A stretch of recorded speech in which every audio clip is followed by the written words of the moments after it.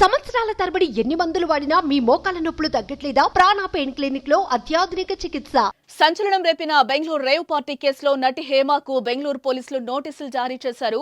ఈ నెల 27న విచారణకు హాజరు కావాలని నోటీసుల్లో పేర్కొనడం జరిగింది. అయితే సెంట్రల్ క్రైమ్ బ్రాంచ్ పోలీసులు హేమను విచారించనున్నారు.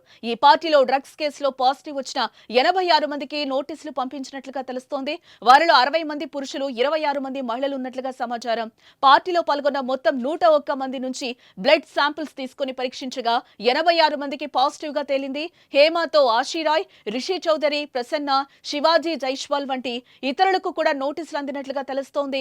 అయితే 27న జరిగే విచారణలో వారందరికీ కౌన్సిలింగ్ ఇచ్చి వదిలేస్తారా లేదా చట్టపరంగా చర్యలు తీసుకుంటారా అనే చర్చ అయితే జరుగుతోంది. ఇప్పుడు ఈ కేసుకు సంబంధించిన సినీ రాజకీయ ప్రముఖులెందరో ఇన్వాల్వ్ అయినట్లుగా తెలుస్తోంది. పాజిటివ్ వచ్చిన వారందరినీ వేర్వేరు తేదీలో విచారించనున్నారు. ముఖ్యంగా రేవ్ పార్టీలో డ్రగ్స్ ఎక్కడి నుంచి వచ్చాయన్న దానిపై విచారణ జరగనున్నట్లుగా తెలుస్తోంది. రేవ్ పార్టీ ఇష్యూలో నిర్లక్ష్యంగా వ్యవహరించిన కానిస్టేబుల్ను కూడా పోలీసులు సస్పెండ్ చేశారు. సుమన్ టీవీలో మీ పర్సనల్ అండ్ బిజినెస్ ప్రమోషన్స్ కోసం కింది నెంబర్కి కాంటాక్ట్ చేయండి.